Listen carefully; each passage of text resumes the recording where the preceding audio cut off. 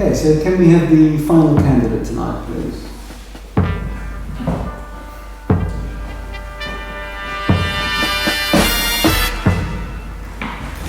And what is your name? Don Trigger. And what's your occupation, Don? I'm retired, but currently work as a volunteer director with 2 local social enterprises. Great. And what's your specialist subject?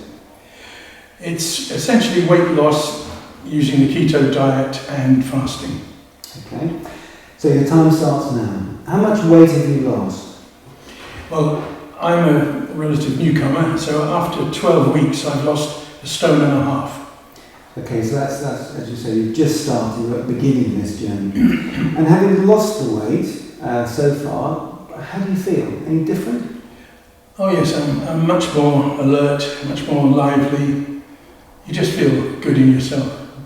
Would you like to tell us a little bit more about the techniques you've used? You mentioned keto as well as intermittent fasting. How does that affect your day? Right, well obviously keto and intermittent fasting are 2 separate approaches, but the mix is what counts. The keto diet, when I discovered it, I couldn't believe it. I thought, why hasn't anybody ever brought this to my attention before? Because when I discovered that you can cut out certain things, but you can have others, and the others, you don't need to scrimp and save, you can have quite a large volume of them. And so the high fat actually takes your hunger away, and you can last for longer, and then you kick in with the fasting. And for me, I should point out that I don't actually go the whole morning without eating.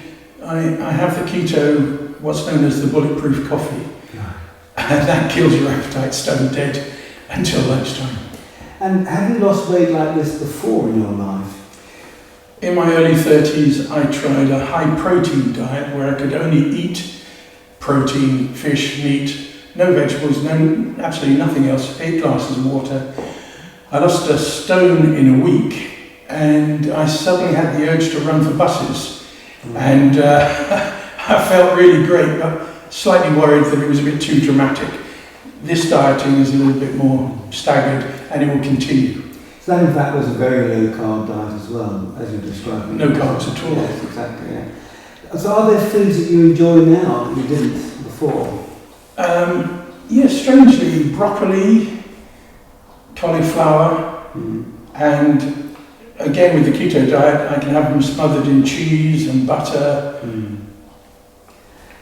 Yes, great. And tell me, is there anything you'd like to say to other overweight people who might be watching this? It's something worth exploring. I mean, it doesn't work for everybody, it might not suit everybody, but I find the rules are so simple that it's very easy to, you're not starving yourself, and it's very easy to follow. And the simplicity is key. Have you set targets and goals, or are you just seeing how it goes? No, I'm not setting targets and goals in that sense. I'm relying on the feedback from the surgery, various blood tests and what have you. And I just want to have significant movements in those metrics. So what sort of metric, without going into too much detail, what have you seen with your HbA1 or blood pressure? The last time I came in, the nurse was delighted. The time before, she threatened me. There was such an about turn. It's been an up and down journey. My results had all fallen quite significantly. The blood sugar had gone down, weight had gone, my waist measurement has gone down ridiculous. My trousers and jeans are too bulky. Triglycerides went down, blood pressure went down, and all of them significantly. Right. Now, some people find it's easier if they have a wife or partner who can actually support them in this. Have you found that, or is that? Yes, my wife does support me. The thing is, I live in a very healthy family, so I haven't got one out. So they are very encouraging, and they're pleased that something at long last is working. So you don't find that peer pressure is a problem then? Because often people, if they're giving up smoking or they're losing weight, peer pressure often says, oh, go on, have a bit more, because people feel they can doubt themselves and they haven't. But have you had to deal with that or not really? I don't have those sort of peers. They respect what I'm doing, can see that I'm serious, and seeing it's having significant results. Yeah, no, And it's nothing but encouragement. And although you're only doing this a relatively short time, have you fallen off the wagon in this time and then had to climb back on again, or is that? Well, with the keto diet, it takes a bit of a time to build up and get into it, and to learn what you can and can't do. On the diet, it's low carbohydrate, and they say typically less than 30 grams. But when you learn that a potato, a medium-sized potato, is 35 grams, a slice of toast is 20, you realise you've got to cut them out because there are carbohydrates in the vegetables that you'll be eating. So, yes.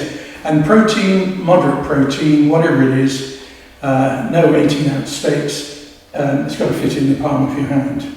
Preferably organic as well. I've really gone organic on everything. Bread, milk, meats, as far as I can. Bread? Don't touch it. Don't touch rice. Don't touch pasta. Don't touch sweets, biscuits, cakes. Literally, whereas I used to dabble with them, they're all out. And has your exercise pattern changed at all, or has that not been part of this? Well, I've recently been diagnosed with the shopping trolley syndrome. So, or to put it in its medical term, it's the, the spinal lumbar stenosis, the trapped nerve somewhere in the spine. I think as I've got older and shrunk, there's a pinched nerve in the back. So my exercise is limited. I walk every day. It's a short walk, and I have to take breaks for about a minute or so, sitting down, because that makes it better. Yeah. I can then get up and I can repeat that ad nauseum, providing I have those breaks where I can sit down and stretch the spine a bit. Well, that's great. Congratulations. You've passed on lots of carbohydrate, clearly. And that's been really good to hear. I hope you've been inspiration to others. Thank you for coming to Mastermind.